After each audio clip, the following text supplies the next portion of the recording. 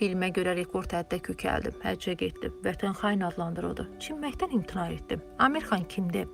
Tam adı Məhəmməd Əmir Hüseyn xan olan məşhur Hind aktyoru 14 mart 1965-ci ildə Bombeydə film prodüseri Tahir Hüseyn və Zinat Hüseynin ailəsindən anadan olub. Ailəsinin kökləri Əfqanistandakı Heratdan gəlir. Onun bir neçə qohumu Hind film sənayesinin üzvləri idi. Ölkəz Amir xan haqqında maraqlı faktları təqdim edir. Amir xan ilk dəfə 7 yaşında əmisi Nasir Hüseynin Yadun ki Barat filmində çəkilib. Yeniyetməli illərində o 40 dəqiqəlik Paranoya adlı səssiz ekran işində rol alıb və bu onun aktyorluq peşəsini ciddi bir iş kimi davam etdirməyə marağını artırıb. Daha sonra o Avatar adlı teatr qrupuna qoşulub və orada tamaşalar üzərində işləyib və səhnə arxasında təcrübə qazanıb. Amir xanın valideynləri əvvəlcə onun aktyorluq və ya əyləncə sənayesində karyera qurmaq istəyinə qarşı çıxıblar. Atası üzləşdikləri maddi çətinliklərə görə onun mühəndis və ya həkim olmağını üstün tuturdu. Amir xan oynadığı hər rola dəqiq yanaşmasına görə tez-tez cənab perfeksionist kimi qəbul edilir. O hər detalın mükəmməl olmasını istəyir və özünü bütün qəlbi ilə ssenariyə həsr edirdi.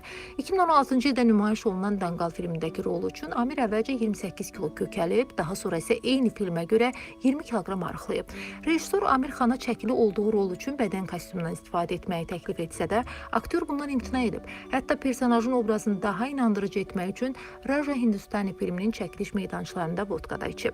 Amir xan karyerası boyu 40-a yaxın filmdə rol alıb. Onun ən məşhur filmlərinə 3 İdiot, Pika, Danqal, Lagan, Sevən ürək daxildir.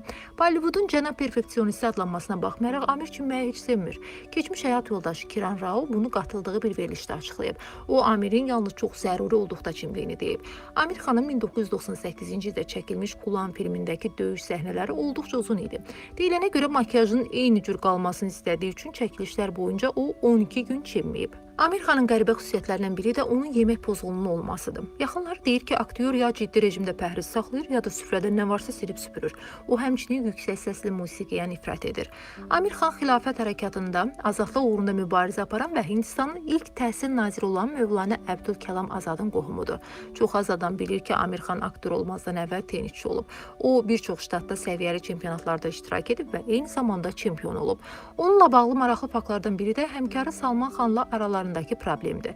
Belə ki, Amir xan Anda Sapna Apna filminin çəkilişlərində Salman xana qəzəblənib. Səbəbi isə Amir həmişə çox dəqiq, Salman isə tez-tez çəkiliş meydançasına gecikməsi idi. Rolları üçün öz film mərasimlərində iştirak etməkdən və ya mükafatları qəbul etməkdən imtina etməsi ilə tanınır. 2015-ci ildə Amir xan Hindistanda müsəlmanlara və ziyalılara qarşı zorakı hücumlardan narazılığını ifadə edib və ölkənin hakim Bharatiya Janata partiyasını tənqid edib.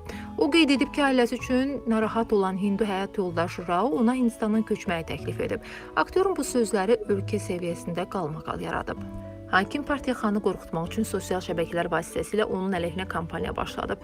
Aktyora qarşı narazılıqlar böyüyüb və hətta onun çəkildiyi Danqal filmində boykot ediblər. Radikal millətçi qruplar çıxışlarına görə Amir xanı vətən xaini adlandırıb. O isə Hindistanda doğulduğunu və Hindistanda öləcəyini və medianın sözlərini manipulyasiya etdiyini deyib. Məşhur aktyor 2 dəfə ailə həyatı qurub. O, ilk dəfə 1986-cı ildə Qayamat Se Qayamat Tak filmində kiçik rol oynayan Rina Dutta ilə evlənib, cütlüyün bu izdivacdan 2 övlad dünyaya gəlib. İkinci dəfə isə köməkçi rejissor olmuş Kiran Rao ilə evlənib və bir oğlu doğulub. Dindar bir müsəlman olan Amir xan 2013-cü ildə anası Zinat ilə birlikdə həccə gedib. Amir xan tez-tez vurğulayır ki, dinindən asılı olmayaraq insanlıq və tolerantlıq onun üçün əsas dəyərlərdir və filmlərində də bu mövzulara yer verir. O, həmçinin geniş xeyriyyəçilik fəaliyyəti ilə də tanınır.